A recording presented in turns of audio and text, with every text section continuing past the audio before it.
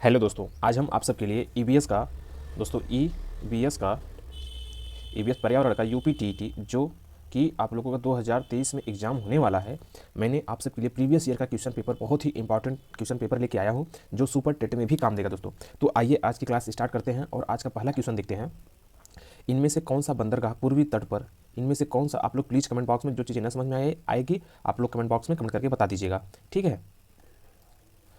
इनमें से कौन सा बंदरगाह पूर्वी तट का सबसे गहरा भूमिवर्ती, चारों ओर भूमि से घिरा, पूर्ण रूप से सुरक्षित बंदरगाह है? चेन्नई, पारादीप, ट्यूटिकोरिन, विशाखापट्टनम। तो इसमें सबसे सुरक्षित बंदरगाह कौन सा है दोस्तों? विशाखापट्टनम है। कौन सा है दोस्तों? विशाखापट्टनम भारत का सबसे सुरक्षित बंदरगाह है दोस्तों, ठीक है। यह पूर्वी तट का दोस्तों सबसे गहरा और भूमवर्ती बंदरगाह है। यह भारत के आंध्र प्रदेश राज्य में स्थित है। यह भारत के किस राज्य में स्थित है दोस्तों? आंध्र प्रदेश, ठीक है दोस्तों, आंध्र प्रदेश। यह भारत के किस राज्य में स्थित है? आंध्र प्रदेश में स्थित है दोस्तों, ठीक है। माल के निर्यात की दृष्टि से यह भारत का दूसरा सबसे बड़ा बंदरगाह है। जो माल का आयात निर्यात होता है, और ये दोस्तों भारत का, ठीक है, यह भारत का दूसरा सबसे बड़ा बंदरगाह है। भारत का दूसरा दूसरा सबसे बड़ा बंदरगाह है। प्लीज़ आप लोग नोट्स भी लिखते चलिएगा, ठीक है। अगला क्वेश्चन देखते हैं। इनमें से कौन सा गैस ग्रीन हाउस गैस प्रभाव के लिए सबसे ज़्यादा उत्तरदायी है? Oxygen, nitrogen, carbon dioxide, hydrogen. तो सबसे ज़्यादा कौन उत्तरदायी तो है दोस्तों? Carbon dioxide. तो हमारा आंसर क्या हो जाएगा? Carbon dioxide. मैं बता दूं दोस्तों, green house gas carbon dioxide CO2, इसका क्या हो जाएगा दोस्तों? CO2, ठीक है। इसका फार्मूला हो जाएगा CO2। जो कार्बन डाइऑक्साइड गैस है यह हरित गृह प्रभाव के लिए सबसे ज़्यादा उत्तरदायी है, क्योंकि दोस्तों CO2 गैस के कण बहुत ज़्यादा समय तक वायुमंडल में बने रहते हैं। जो इसके कण है दोस्तों वह वायुमंडल में, कहाँ दोस्तों? वायुमंडल में सबसे ज़्यादा बने रहते हैं, सबसे ज़्यादा समय तक, सबसे ज़्यादा समय तक बने रहते हैं। कब तक दोस्तों? सबसे ज़्यादा समय तक दोस्तों यह बने रहते हैं। कहाँ में? वायुमंडल में, ठीक है। इस गैस का उत्सर्जन वाहनों से, इस गैस मतलब ये कार्बन डाइऑक्साइड कहाँ कहाँ से आती है दोस्तों? वाहनों से आती है, ठीक। प्लीज़ आप लोग नोट्स करते चलिएगा। वाहनों से आती है, घरेलू ईंधन से आती है, ठीक दोस्तों, घरेलू ईंधन से भी आती है, ठीक है। और तथा औद्योगिक संस्थान, जितनी बड़ी बड़ी कंपनियां हैं कार्बन डाइऑक्साइड गैस को क्या करती हैं दोस्तों? छोड़ती हैं। तो हमारा आंसर क्या हो जाएगा? Carbon dioxide. यह वायुमंडल में सबसे ज़्यादा समय तक बने रहने के लिए यह ग्रीन गैस के लिए प्रभाव सबसे ज़्यादा उत्तरदायी है।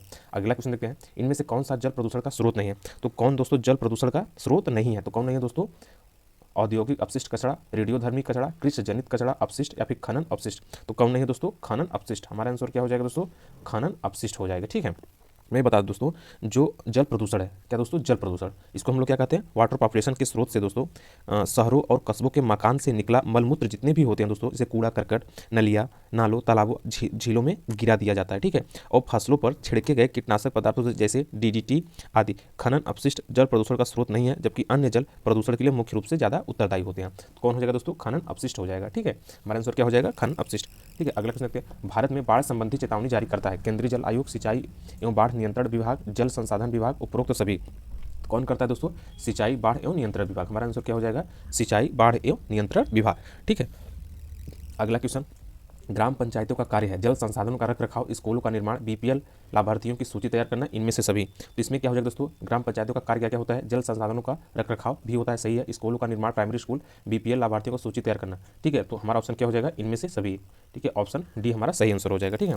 अगला क्वेश्चन देखते हैं। पर्यावरण अपघटन के कारण उत्पन्न होने वाली परिणामी खतरों में शामिल है भूस्खलन, बाढ़ एवं सूखा, वनों में अग्नि दुर्घटनाएं, उपयुक्त सभी। तो हमारा ऑप्शन क्या हो जाएगा दोस्तों? बाढ़ एवं सूखा, ठीक है। हमारा आंसर क्या हो जाएगा? बाढ़ एवं सूखा। मैं बता दूं दोस्तों, पर्यावरण अपघटन के कारण जो क्लाइमेट चेंज हो रहा है, जो मतलब परिवर्तन आ रहा है जलवायु में, जिसके परिणाम स्वरूप कई प्रकार की प्राकृतिक आपदाएं उत्पन्न होती हैं, जैसे सूखा हो जाता है, बाढ़, अत्यधिक वर्षा आदि। ये सब क्या है दोस्तों? आपदाएं, ठीक है। तो पर्यावरण अपघटन के कारण उत्पन्न होने वाली परिणामी खतरों में शामिल है बाढ़ और सूखा, ठीक है। अगला क्वेश्चन देखते हैं। निम्न में से कौन सा राज्य इंदिरा गांधी नहर परियोजना से लाभान्वित हुआ? केरल, राजस्थान, उत्तर प्रदेश, मध्य प्रदेश। तो इंदिरा गांधी नहर राजस्थान नहर के नाम से जानी जाती है दोस्तों, ठीक है। तो कौन सा हो जाएगा दोस्तों? राजस्थान। हमारे आंसर क्या हो जाएगा? राजस्थान, ठीक है। इंदिरा गांधी जो नहर होती है दोस्तों, इंदिरा गांधी नहर जो होती है यह राजस्थान नहर के नाम से जानी जाती है। किसे दोस्तों? राजस्थान नहर के नाम से जानी जाती है, ठीक है दोस्तों। जो राजस्थान के उत्तर पश्चिमी भाग में स्थित है, यह कहाँ स्थित है दोस्तों? राजस्थान के उत्तर पश्चिमी भाग में स्थित है। इस नहर से मरुस्थलीय क्षेत्रों में सिंचाई के लिए जल, पेयजल आदि की आपूर्ति संभव हो पाती है। जो वहाँ के जितने भी मरुस्थलीय क्षेत्र हैं वहाँ सिंचाई के लिए जल और पेयजल आदि की आपूर्ति हो पाती है। तो कहाँ पे दोस्तों? राजस्थान में, ठीक है। अगला क्वेश्चन देखते हैं। जल प्रदूषण अथवा जल जनित रोगों का जल जनित रोगों का एक उदाहरण निम्न में से कौन सा है? डिप्थीरिया, अतिसार, टांसिलाइटिस या फिर खसरा, फिर अतिसार। तो कौन हो जाएगा दोस्तों? अतिसार। जल प्रदूषण अथवा जल जनित रोगों का एक उदाहरण निम्न में से कौन सा है? अतिसार। हमारे आंसर क्या हो जाएगा दोस्तों? अतिसार। ठीक है, अतिसार एक जल जनित रोग है। अतिसार क्या है दोस्तों? एक जल जनित क्या है? रोग है। ठीक है दोस्तों, जो दूषित जल पीने से होता है, किससे होता है दोस्तों? दूषित जल पीने से, दूषित जल पीने से होता है। ठीक है, जिसे हम डायरिया के नाम से जानते हैं। इसे हम दोस्तों किसके नाम से जानते हैं? डायरिया के नाम से जानते हैं। किसके नाम से जानते हैं दोस्तों? डायरिया के नाम से भी हम जानते हैं। तो हमारा आंसर क्या हो जाएगा? अतिसार। अतिसार को किस नाम से जानते हैं दोस्तों? डायरिया। मैंने यहाँ पे भी लिख दिया। ठीक है, डायरिया। आप लोग इसको नोट्स कर लीजिएगा। ठीक है, अगला प्रश्न हैं, पर्यावरण शिक्षा का उद्देश्य है। तो पर्यावरण शिक्षा क्या उद्देश्य है? पर्यावरण की सुरक्षा तथा संरक्षण। क्या उद्देश्य है? पर्यावरण की सुरक्षा तथा संरक्षण। हमारा आंसर क्या हो जाएगा? पर्यावरण की सुरक्षा तथा संरक्षण हो जाएगा। ठीक है दोस्तों, अगला क्वेश्चन देखते हैं। पर्यावरण जागरूकता को बढ़ावा देने के उद्देश्य से निम्न में से कौन सी प्रतियोगिता का आयोजन किया जाता है? ग्रीन ओलंपियाड, वन महोत्सव, पर्यावरण संबंधी प्रदर्शन, पर्यावरण दिवस समारोह। तो यह किसके लिए किया जाता है दोस्तों? Green olympiad. ठीक है, तो हमारा आंसर क्या हो जाएगा? Green olympiad. मैं बता दूं, प्लीज आप लोग नोट्स करते चलिएगा। पर्यावरण जागरूकता को बढ़ावा देने के उद्देश्य से ग्रीन ओलंपियाड प्रतियोगिता का आयोजन किया जाता है, जिसका आयोजन ट्राई कौन कराता है दोस्तों? TERI। ठीक है, इसका फुल फॉर्म क्या हो जाएगा? मैं बता दूं, the energy and resource institute. ठीक है, इसका फुल फॉर्म हो जाएगा the energy and resource institute. ये इसके द्वारा किया जाता है। क्या किया जाता है? Green olympiad. ठीक है, अगला क्वेश्चन देखते हैं। निम्नलिखित कौन से दिवस को पर्यावरण दिवस मनाया जाता है? 5 जून, 20 जून, 2 जून, 10 जून, 20 जून। कब मनाया जाता है दोस्तों? 5 जून। ठीक है, तो हमारा आंसर क्या हो जाएगा? 5 जून। 5 जून को विश्व पर्यावरण दिवस के रूप में मनाया जाता है।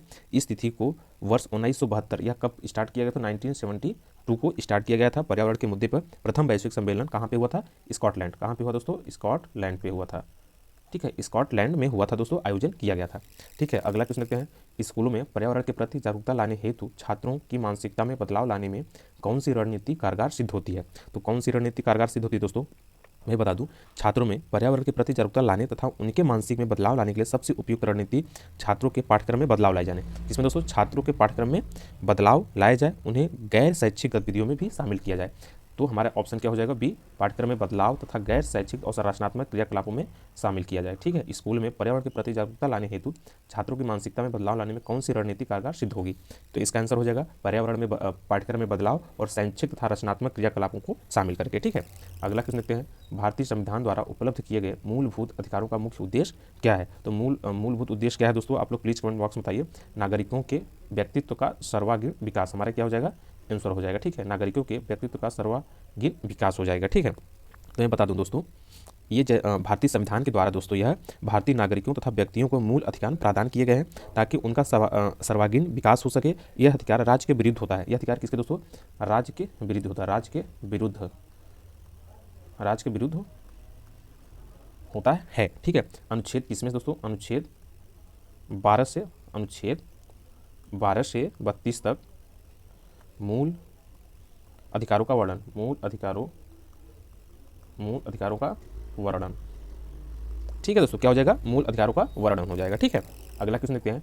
सामाजिक विज्ञान में कौन सा आयाम विषय शामिल नहीं है? इतिहास, राजनीतिक विज्ञान, भूगोल, व्यावसायिक शिक्षा। तो कौन नहीं शामिल है दोस्तों? व्यावसायिक शिक्षा कौन नहीं शामिल है? सामाजिक विज्ञान में कौन सा आयाम विषय शामिल नहीं है? व्यावसायिक शिक्षा। ये हमारा क्या हो जाएगा? आंसर हो जाएगा। ठीक है, अगला क्वेश्चन देखते हैं। इसमें क्या हो जाएगा दोस्तों? राष्ट्रीय पाठचर्या जो रूपरेखा तैयार की गई थी भारत सरकार के द्वारा 2005 में। कब दोस्तों?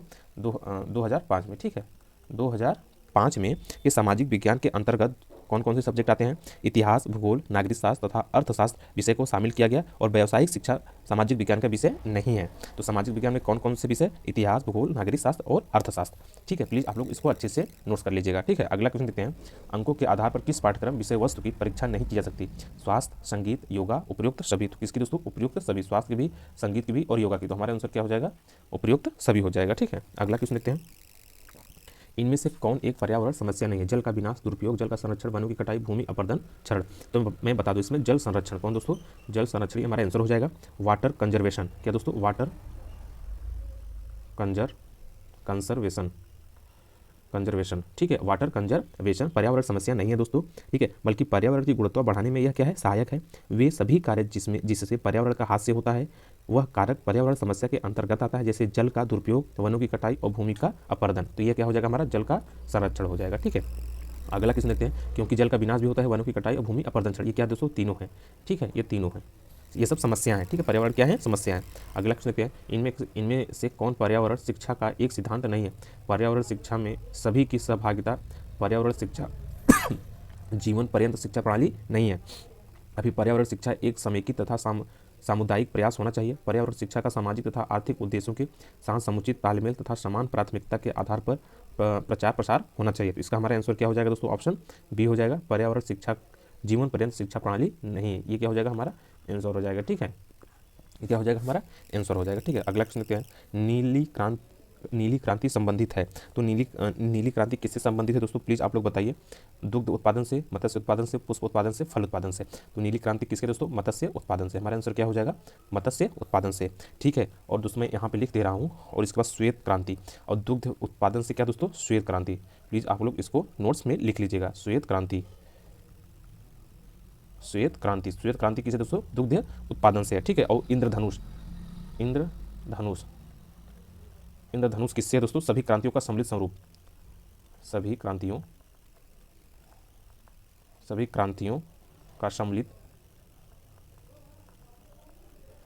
स्वरूप। ठीक है, और हरित क्रांति दोस्तों, इसको प्लीज आप लोग अच्छे से नोट्स कर लीजिएगा, हरित क्रांति। ठीक है, हरित क्रांति किससे संबंधित है, खाद्य उत्पादन से। किससे, खाद्य उत्पादन से। किसे दोस्तों, खाद्य उत्पादन से। हरित क्रांति खाद्य उत्पादन से, इंद्रधनुष सभी क्रांतियों का सम्मिलित स्वरूप, और श्वेत क्रांति दुग्ध उत्पादन से, और नीली क्रांति मत्स्य उत्पादन से। ठीक है, अगला क्वेश्चन देखते हैं, इनमें से कौन मानव पर्यावरण का एक घटक नहीं है, भूमि, समुदाय, धर्म, परिवार। तो कौन नहीं है दोस्तों, धर्म। कौन नहीं है, धर्म। हमारा आंसर क्या हो जाएगा, धर्म हो जाएगा। ठीक है, हमारा आंसर क्या हो जाएगा, धर्म हो जाएगा। ठीक है, अगला क्वेश्चन देखते हैं दोस्तों, अगला क्वेश्चन क्या है, पिघले हुए मैग्मा से निर्मित चट्टान, आग्नेय, रूपांतरित, अवसाद, इनमें से कोई नहीं। तो कौन है दोस्तों, आग्नेय। हमारा आंसर क्या हो जाएगा, आग्नेय हो जाएगा। मैं बता दूं, पृथ्वी के अंदर उत्पन्न जितने भी हलचल होते हैं दोस्तों, उनके फलस्वरूप पृथ्वी के अंदर उपस्थित लावा जो बाहर आते हैं, और ज्वालामुखी की उनको संज्ञा दी जाती है। किसकी दोस्तों, ज्वालामुखी की क्या, उनको ज्वालामुखी की क्या दी जाती है, संज्ञा।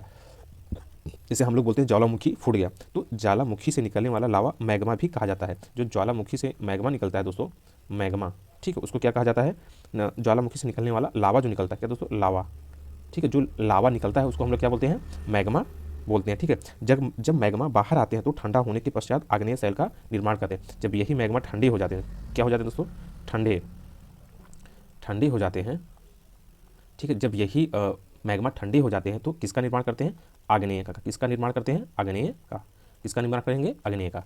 ठीक है, और इन्हीं शैलों से ताप दाब अपरदन की क्रिया द्वारा रूपांतरित एवं अवसादी शैलों का निर्माण होता है। तो इनसे जितनी भी चीज़ें, इन मतलब जो अग्नेय है, इनसे जो शैल निकलते हैं, उसमें दोस्तों ताप दाब अपरदन क्रिया तथा रूपांतरित अवसादी शैलों का निर्माण होता है। ठीक है, अगला क्वेश्चन देखते हैं, अगला क्वेश्चन क्या है, इनमें से कौन सी गैस हमें सूरज की घातक किरणों और पराबैंगनी किरणों को रक्षा करती है, carbon dioxide, ozone, nitrogen, oxygen. तो कौन करती है दोस्तों, ओजोन। ठीक है, कौन सी दोस्तों, ओजोन। हमारा आंसर क्या हो जाएगा, ओजोन। ठीक है, क्या हो जाएगा दोस्तों, ओजोन। तो ऑक्सीजन के मैं इसमें बता दे रहा हूँ कैसे। ठीक है, इसको प्लीज़ आप लोग अच्छे से नोट्स कर लीजिएगा। ऑक्सीजन के 3 अणुओं से मिलकर ओजोन O3 अणु का निर्माण होता है। ठीक है, किससे दोस्तों, ये किससे बनते हैं, ऑक्सीजन से। मैं बता दूं दोस्तों, ऑक्सीजन के 3 अणु, ऑक्सीजन के 3 अणुओं से मिलकर O3 अणु का क्या कहते हैं, निर्माण होता है, निर्माण होता है। इसे दोस्तों ऑक्सीजन 3 अणुओं O3 का निर्माण, मतलब ऑक्सीजन के 3 अणुओं से मिलकर, ऑक्सीजन के 3 अणुओं से मिलकर, ऑक्सीजन के 3 अणुओं से मिलकर O3 का निर्माण होता है दोस्तों। ओजोन गैस का एक स्तर समताप मंडल में पाया जाता है। ठीक है, कहाँ पाया जाता है दोस्तों, समताप मंडल ताप में पाया जाता है। ओजोन स्तर सूर्य से आने वाली हानिकारक पराबैंगनी किरणों को पृथ्वी पर आने से रोकती है, और वर्तमान में ओजोन परत के कमजोर हो जाने से पराबैंगनी किरणें सीधे पृथ्वी पर आ रही हैं, तो जो कई बीमारियों का कारण भी बनती है। तो ओजोन परत को सबसे ज़्यादा नुकसान क्लोरीन गैस से होता है। तो ओजोन गैस को सबसे ज़्यादा नुकसान किससे होता है दोस्तों, क्लोरीन गैस से। किससे, क्लोरीन गैस से।